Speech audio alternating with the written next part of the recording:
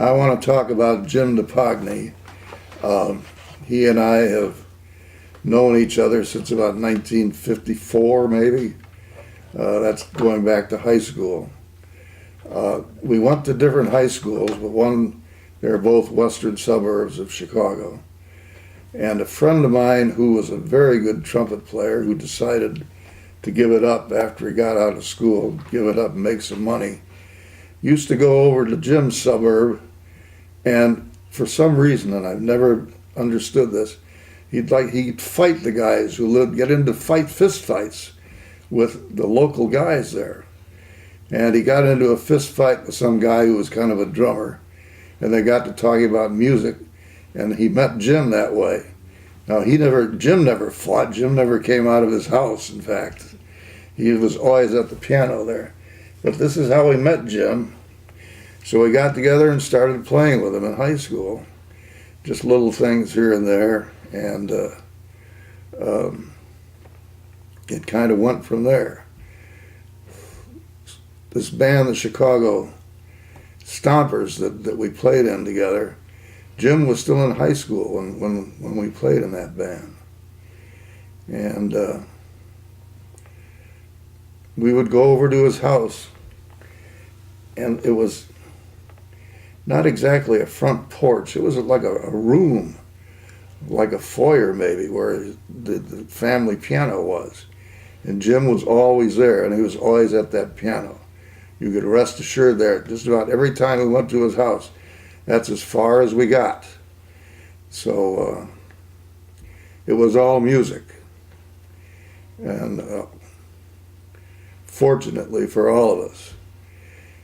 Then he liked to play brass instruments, and he's not too shabby on like he can play the cornet okay. He got on the valve trombone, and the Salty Dogs needed a trombone player. So he was the Salty Dogs trombone player for a while, till we could find somebody who had a real trombone with a slide that moved back and forth. But Jim did a nice job with that.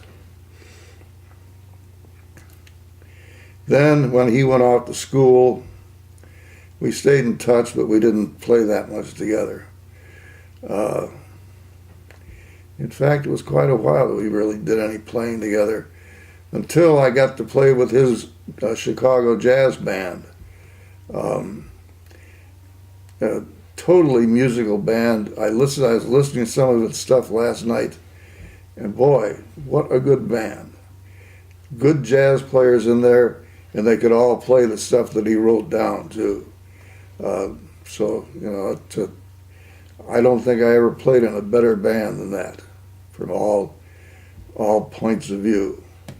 Then, of course, he and Wayne and I, as a trio, had been playing together off and on for years. And we actually played back in about this would have been 59 maybe, in this one joint in Chicago for a while. A steady job, the three of us. We were pretty good. We still are. Well, of course, Wayne's not here anymore, but we would still be good. I want to interrupt and say one of my happinesses of the past couple of years has been in finding an out-of-print stomp-off CD by James Dapogny's Chicagoans. One member is sitting across the table, one member is Jim Dapogny, one is Wayne Jones, and I think it's called The Way We Feel Today. And if you buy that CD on eBay and you don't like it, I will buy it from you. And if Michael won't buy it, I'll buy it from you. I only have one copy of it myself. Yes, it's extraordinary. Excuse me. So. Jim actually has the rights to that thing. It came out on Stomp Off, and he did something for Bob Erdos. So Erdos paid him by giving him all that stuff. And we've talked about reissuing it, but as far as we ever go is talking about it.